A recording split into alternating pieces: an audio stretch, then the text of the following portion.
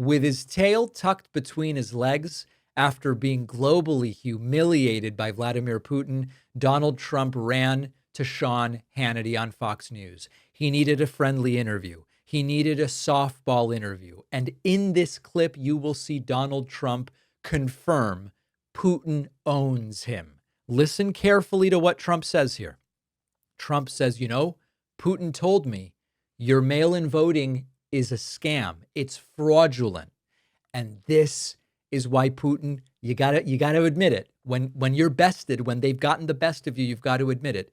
This is why Putin owns Trump, because he understands that if he supports Trump's conspiracy theories, like about the 2020 election being stolen, Trump will go, he knows what's going on, and Trump will accept whatever Putin says. Look at how it worked to manipulate Donald Trump. Vladimir Putin said something, one of the most interesting things. He said your election was rigged because you have mail-in voting.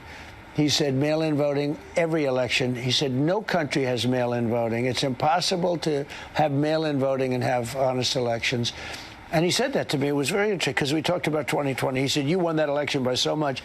And that's how he got it. He said, and if you would have won, we wouldn't have had a war. You'd have all these millions of people alive now instead of dead. And he said, and you lost it because of mail-in voting. It was a rigged election, but mail-in voting.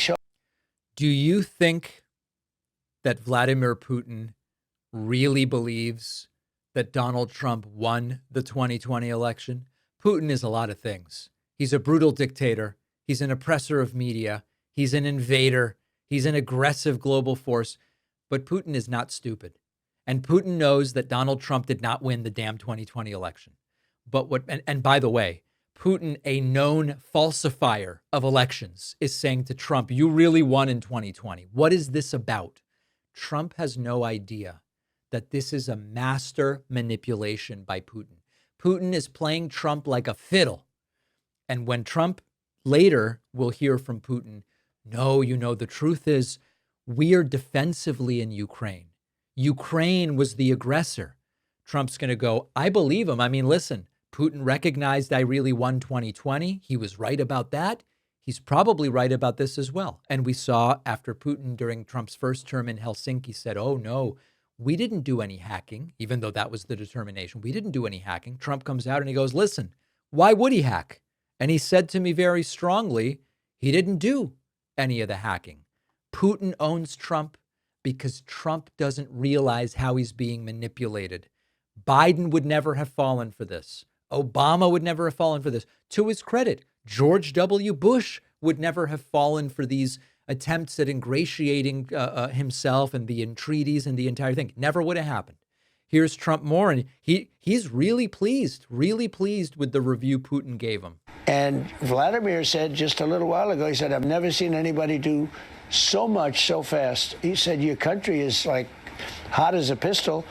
And a year ago, he thought it was dead. Everybody thought it was dead. Let me ask you this. We mentioned.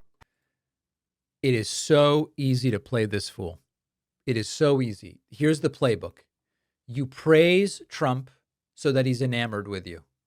You tell Trump you believe some of his most unhinged rantings, like, I won in 2020. The country is so hot right now. I'm achieving so much. You go in there, you go, oh, Mr. President, you were really screwed in 2020. You really won that thing. And your country is so hot and doing so well. And it's just unbelievable what you're doing. So Trump becomes enamored with you, which he already is because he's enamored with these strongman dictators. And then you can manipulate him. And then he will take your word on everything. If Putin's right that I'm so cool and so awesome, he must be right about other things as well. And this morning on the issue of the mail-in ballots, Trump has come out and said he's going to try to do away with all mail-in voting. And then also Donald Trump coming back, and we have word that Crimea will remain in Russia's hands no matter what happens. So Putin got a lot of what he wanted. So basic, so pedestrian, so childish, but it worked on Donald Trump.